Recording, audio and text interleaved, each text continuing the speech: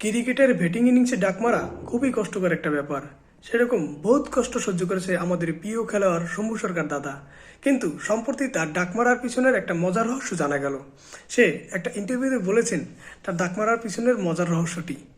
সম্প্রতি ইন্টারভিউ থেকে জানা যায় যে সে যেদিনকে সেঞ্চুরি করতো সেদিনকে তার গার্লফ্রেন্ড মানে আমাদের যে প্রিয় বৌদি প্রিয়ন্তী দেবনাথ, সে তাকে বলতো যে তুমি তো আজকে সেঞ্চুরি করেছো, তোমাকে এই পাশ থেকে এই পাশ ওই পাশ থেকে এই পাশ অনেকবার দৌড়িয়ে যেতে হয়েছে, তো তুমি তো আজকে অনেক ক্লান্ত, তুমি এখন ঘুমাও, আজকে কথা বলতে হবে না।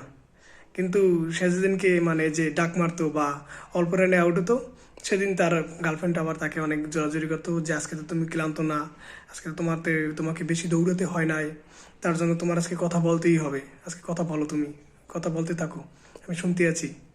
মানে এইটাই সম্প্রতি একটা ইন্টারভিউ থেকে জানা গেছে। কিন্তু সবচেয়ে মজার বিষয় হলো এইটা থেকে বোঝা যায় যে, মজার হলেও বিষয়টা বোঝা যায় যে যে পুরুষ তার প্রেমিকার জন্য অনেক কিছুই করতে পারে। তো শম্ভু সরকারের ডাক মারার রহস্যটা আপনাদের কেমন লাগলো কমেন্টে জানান।